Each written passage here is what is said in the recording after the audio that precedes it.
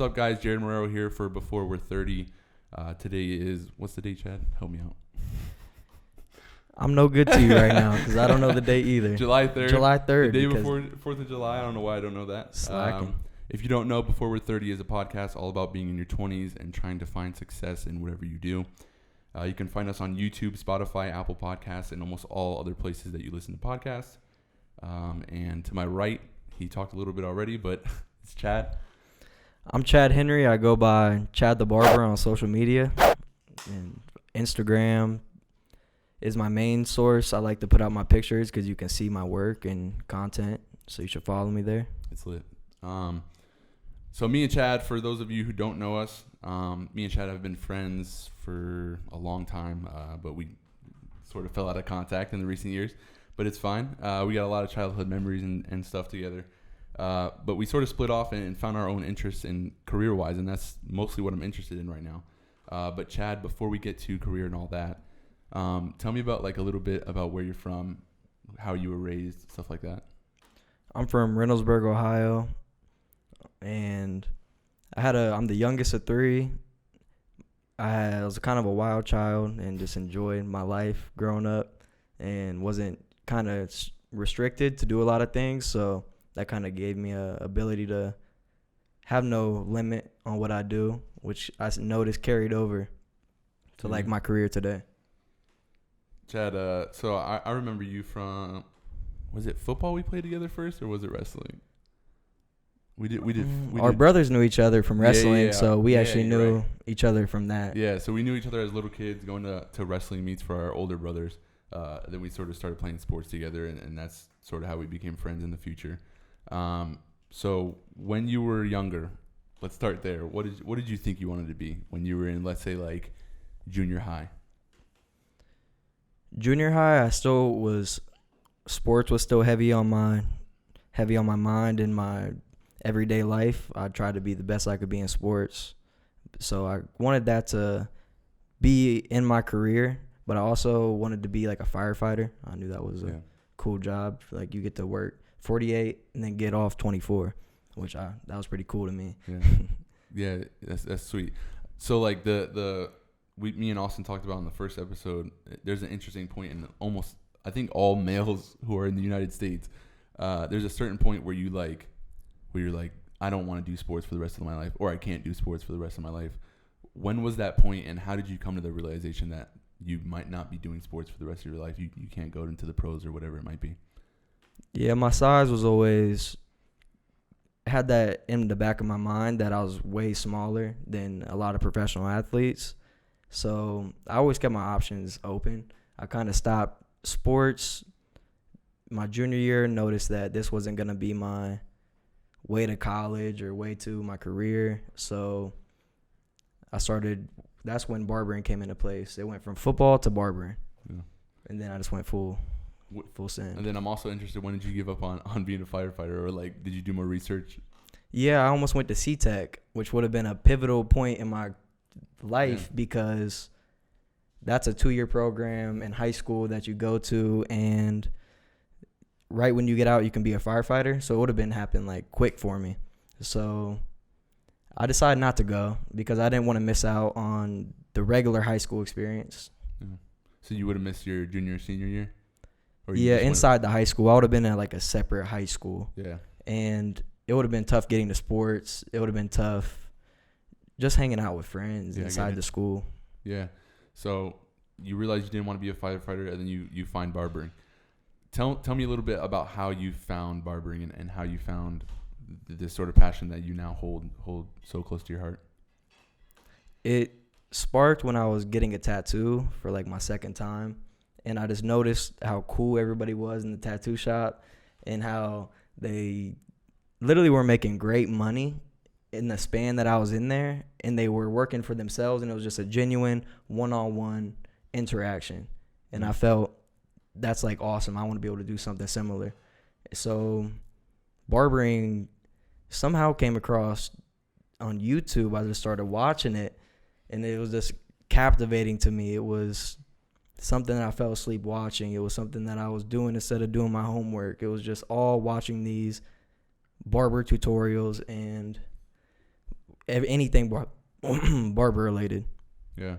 So when did you tell your mom and dad? Because for me, and then also for Austin, when we told our parents what we wanted to be, for both of our parents, I think they looked at us sideways and was like, "What? Like that's a career, or do you want to make that your career?"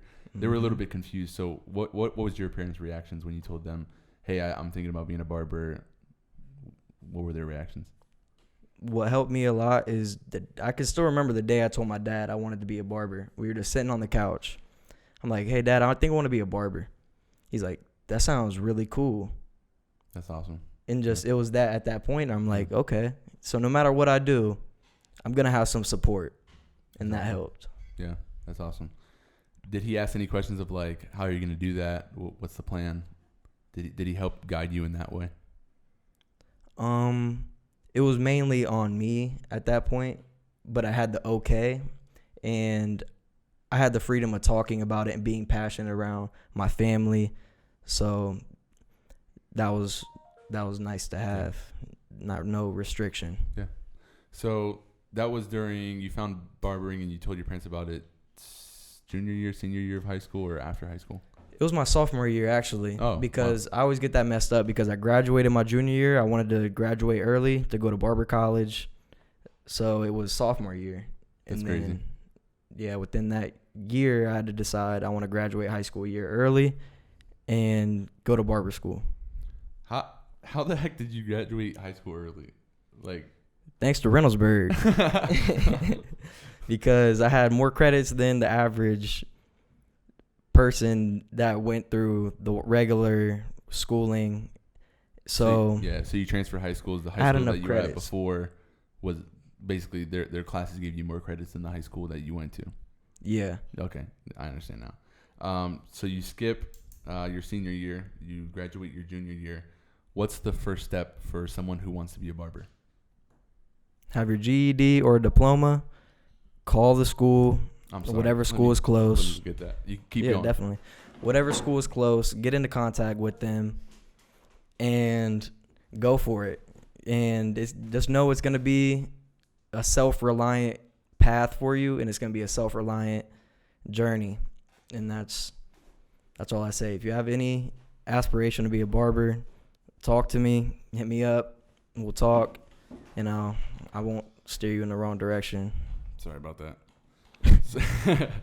So you got your GED, you go to barber school. What's barber school like, and what's your first reactions to barber school?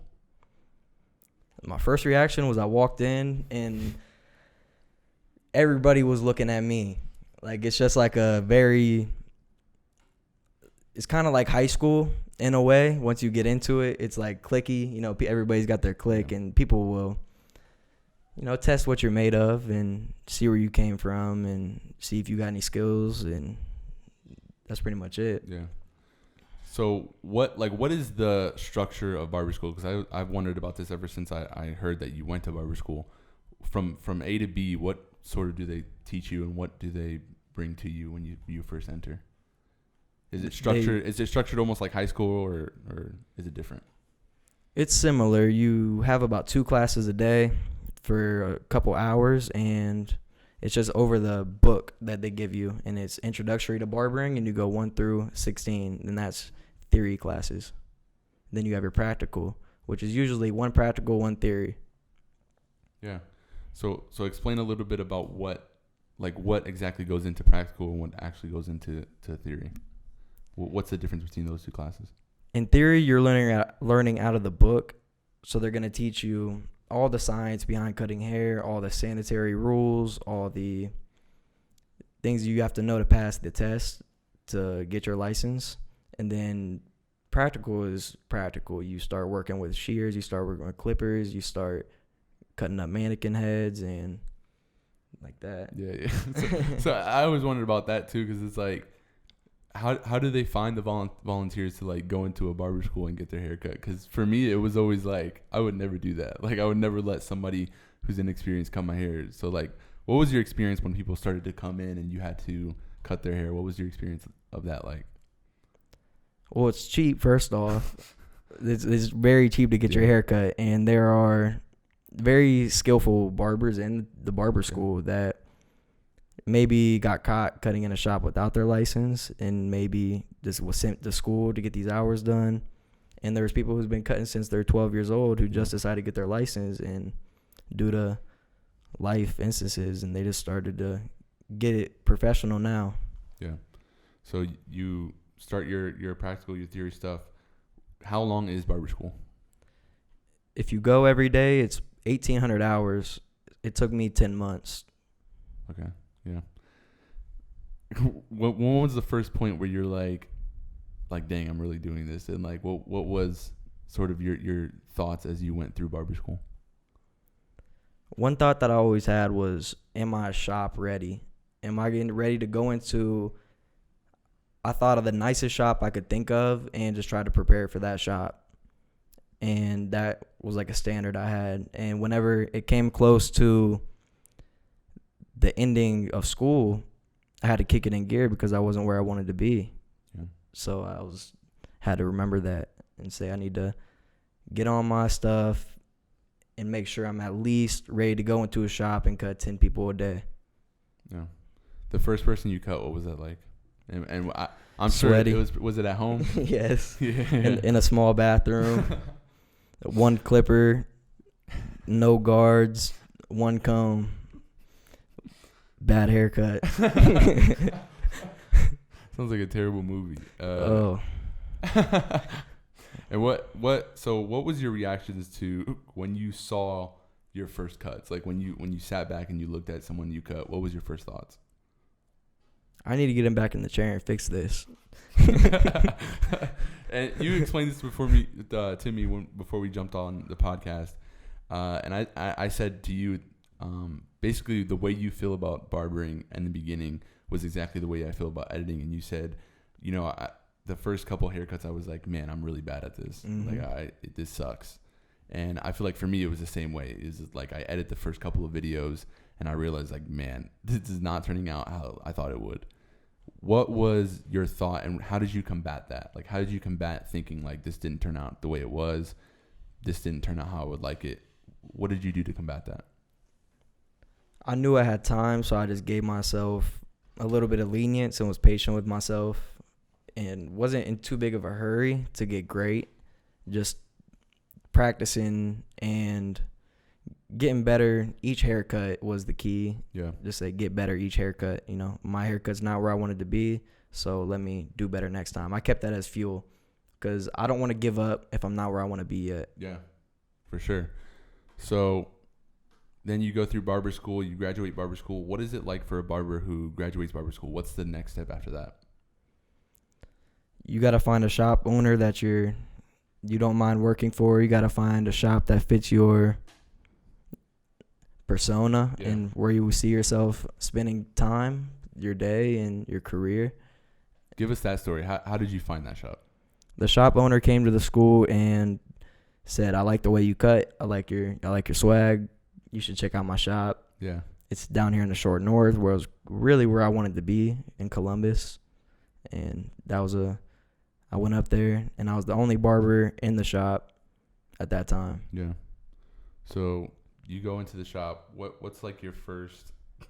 Give me like your first couple weeks in the shop. What were people looking at you sideways? Were people not expecting you to be good? What was it?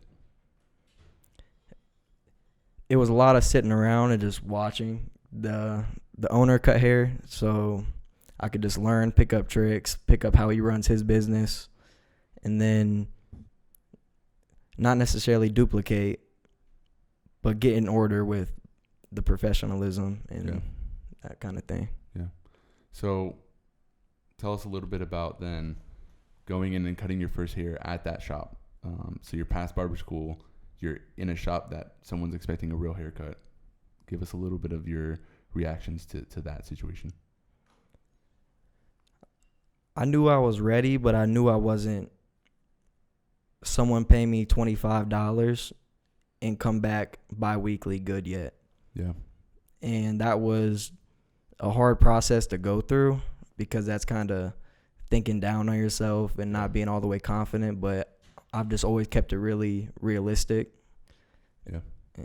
But I had a lot of cool clients who were very appreciative, knew I was beginning, and knew I'm young. I'm 19. So they were very cool about that fact that I'm still learning. There's a client that's cool and that's good about it. Give us the client, because you talked about this before the podcast. Yeah. Give us the client that's not so cool about it. Give us the client that, the bad one. Let's hear a little bit of that.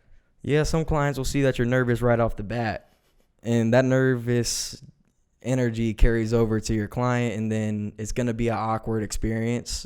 So, and they're going to be, people aren't just whatever about their hair. People care about their hair. And you just got to do your best and do what they say. Do it to the best of your capabilities, and whatever happens after that is that. But yeah, I've had people not want to get their hair cut by me and all these things. So then give us some tips for a barber who might be going in that direction. What's the tip for handling a bad client? What should someone do? Be humble. And the customer, I won't say the customer is always right, because that's not the case, but you have to treat it as if that is that way. And I don't think a lot of people, that what you just said, the customer's always right. I don't think a lot of people want that to be the case. And I don't think a lot of people when they go out and start their own business or they work somewhere, they don't want to follow that rule, and it's hard to follow that rule. And I understand a little bit, because I've made videos for people before, and they're like, I don't like this or that. And you don't necessarily agree with them, but how do you put that aside? It's not your product. They're paying for it. Yeah. So you have to give them what they pay for. Exactly. That's exactly the way I feel about it too. Mm-hmm. It's like you're doing this creative service for somebody, and although you may think it should be a certain way, you sort of have to put your pride aside and think like, well, they're paying me money to do this. So yes, if I was paying money at Walmart to get to Arizona, I'm expecting in Arizona. So give me in Arizona. Give me in Arizona. Yeah, exactly. Don't give me anything else. Yeah. So I get that 100%. Now, as you go into like recent years of being or recent months of being a barber, what's your next steps? My next step is to get my days fully booked and get great with my time, I want to promote more as well. I want to get more interactive on my social media, because I've been to shows and I really don't have too much to show for it besides what's in here and what I've learned there. Yeah. So I want to be able to transmute what I know out there and help upcoming barbers, help, anybody who's got a question. Yeah, this is a good step in the right direction, actually. So if someone was just like you, what would you say to someone who's in high school, they don't know what their next step is in life, but they're thinking about being a barber? What would you say to them? Make sure it's really what you want to do. Don't take any negative feedback, because a lot of people don't know what they want to do. Yeah. So don't be swayed by opinions by people who may not have your best interest or don't even know what they want out of their own life. If you know what you want, go after it. I've had a lot of friends who just exactly how you described. They think they know what they want out of life, and they get persuaded out of it. And it frustrates me so much, because it's like, you don't ever know what that's going to be like unless you try. You have no idea what that future 100% holds for you or entails for you if you don't even take a whack at it. And that truly frustrates me so much, because I've seen friends who've had great potential who've wasted that potential because they let someone else get in their head. They let someone else that say, oh, you won't be good enough for that, or you can't do that, or laugh them off. And yeah, it's so frustrating to me. So now in your career, you talked a little bit about, what's the next step for a barber, what barber should be doing, what barber should be investing in. For you personally, what is that? What should you be investing in? What are you interested in the next few years? Investing in myself and investing in my craft, investing in classes, investing in new tools, anything to grow my business, basically. Yeah. Is barbering something that, because I feel like for people especially for people who come from, let's say, not the greatest neighborhoods, for me and for my brothers and stuff, it's always been like, oh, hey, you're going to go to the dude down the street. He knows how to cut hair, and you're just going to get your hair cut. For you, is it more of an art form? Is it more of a craft for you? And if so, explain that a little bit. It absolutely is just more than that to me, because each You can be as detailed as you want to be on each haircut. You can give as much as you want to give on each haircut. You can work on all areas as it is. So if you want to be a better person, it's going to carry over in your career. Yeah. And that definitely helped. Definitely. Chad, there's a couple of questions I always ask my guests when they come on the podcast. And so I'll start off with the first one. What is your definition of success? Having one first. Because you can't determine success if it's not already established in your mind what you want to be. That's successful, is being what you thought out to be. Being that person. Yeah, self-awareness. Yeah, that's huge. I think a lot of people, exactly like you just said, a lot of people want to rush into, what am I going to do with my life? But they don't even know themselves yet. Like, they don't know what they're good at. They don't know what they could be good at. They don't even know any of their interests. So, find that out first. Yeah. Try things. Find out what you like to do. And the world today, you can do anything. Yeah. You can make money doing anything. Yeah.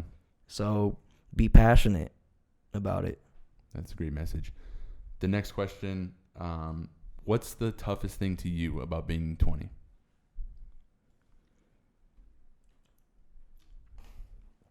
Another tough Not one. being taken as serious as you would be if you were the same age as the person. Oh my gosh. Referring that you may not know anything or think you know everything, when that's just your youthful self wanting to learn, wanting to be passionate.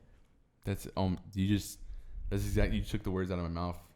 For most of the time, the way I answer this question is exactly the same way. It's the frustrating part of knowing that you can do just as good or even kind of better than someone older than you, but them just not taking you as seriously because of your age. Them thinking like, because you don't have as much experience as me, you're not going to be good at this. Or you have to leave those people behind, sadly. Mm-hmm, definitely. And it sometimes it's hard because sometimes those people are bosses in your life, or they're family, peers, family even. Yeah, exactly right. It's so difficult when you're young to sort of put those feelings aside because they're people older than you. They're authority figures. But exactly like you just said, you kind of have to ignore those thoughts and ignore those people telling you can't do the next big thing because you're so young. Right. You have to respect their opinion, but at the end of the day, respectfully, I'm going to do what I want to do. Yeah, definitely. Especially as you get into like, this is what I'm going to do for the rest of my life. Like, this is my career. I think. And when you know what it takes to get to where you want to be, and they act as if you have no idea the hard work it takes, that can be a frustrating thing. Definitely. To be on the end of that. Definitely. Yeah. The last question I'll go with here then. What do you think is the biggest tip for someone who is, let's say, 18? What's the biggest tip for them to be successful in their early 20s? Move quick. Move quick. Don't do the things that normal kids your age are doing. It's going to take more sacrifice than just thinking about it. You really got to sacrifice your time, some of your friends, relationships, and know what, and go after it, and learn, pick up books, read. Dude, you're taking the words right out of my mouth, especially when you just said you got to sacrifice. Because I think a lot of people like to say like, oh, dude, I'm working hard, I'm dedicated, I'm sacrificing, but they aren't really there. You can talk it, and you gotta walk it. You can send out your tweets and be on Instagram talking about I'm working hard, but I don't think a lot of people know exactly what hard work is. Hard work is not fun. Like it can be fun if you're doing what you're doing for the rest of your life and you enjoy it. If it's fun, you're not doing it right. Yeah, but there's also the point of like you have to grind some stuff out when you want to be successful at something. When a lot of people are like, oh, podcasting, that's easy. Vlogging, that's easy. Dude, you don't understand the hours of work that goes in behind it. Barbering, oh, that's easy. You just cut people's hair. It's not that hard. You don't understand the hours of practice and the hours of reading and perfecting the craft that went behind that. Right. And to me, that's sort of the biggest thing when you're young. You don't want to sacrifice your time. You don't want to sacrifice the parties, the hanging out with friends, doing other stuff that you could be doing in order to be successful at a career. Because you don't see really the light of it yet. When you're 17, 18, 19, you don't really see like, oh, this is very important. Like this is the rest of my life. Because honestly, I think one of the reasons I started this podcast was a lot of people don't understand that what you do in your early to mid 20s is really what's going to decide the rest of your life, which is insane to think about. Yeah, it's wow. Like this 5 to 10 years can decide who I am when I'm 30, 40, 50, 60. Yeah, think about that one. Yeah, it's a huge thing to be worrying about. And I don't think you necessarily need to worry about it, but I do think, just like you said, you have to sacrifice. And if you want something, you have to go and get it. So thank you so much for coming, Chad. This has been a great episode. Thank you for having me. Yeah, we got a ton of info in. Thank you guys for watching. As always, you can find us on YouTube, Spotify, and all other podcast services. Do me a favor and please subscribe and click the notification bell for more content. Thank you so much for watching. Once again, I'm Jared Marrero with Before You're 30, and goodbye.